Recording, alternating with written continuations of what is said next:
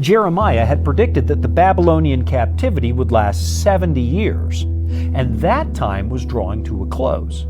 And that would mean that Daniel himself is now an old man, because he was among the people captured when the temple was sacked.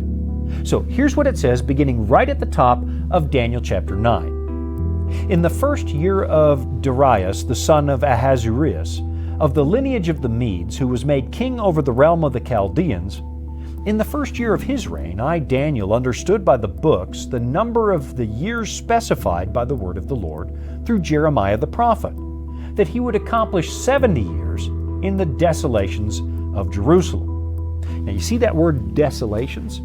A lot of modern books about prophecy like to suggest that the, quote, abomination of desolation represents the work of some kind of latter-day dictator who openly opposes the Christian faith.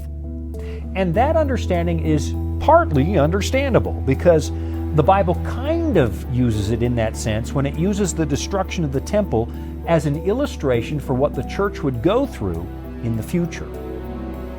But in its primary sense, the abomination of desolation is talking about the wickedness of human kings. At the very end of 2 Chronicles, it lists a number of very wicked people who committed what the Bible calls abominations. And it says that led directly to the Babylonians sacking the temple and leaving it desolate. In other words, it's not the sins of an outsider that this term is addressing. It's the sins of God's own people, which becomes obvious when you read the lament of Jesus over the city of Jerusalem.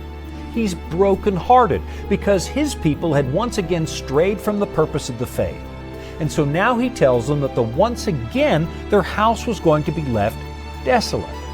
Then looking ahead to the dark moment when the Romans would begin their military crackdown, Jesus says this, "Therefore, when you see the abomination of desolation spoken of by Daniel the prophet standing in the holy place, whoever reads, let him understand, then let those who are in Judea flee to the mountains." Read it really carefully and you'll see.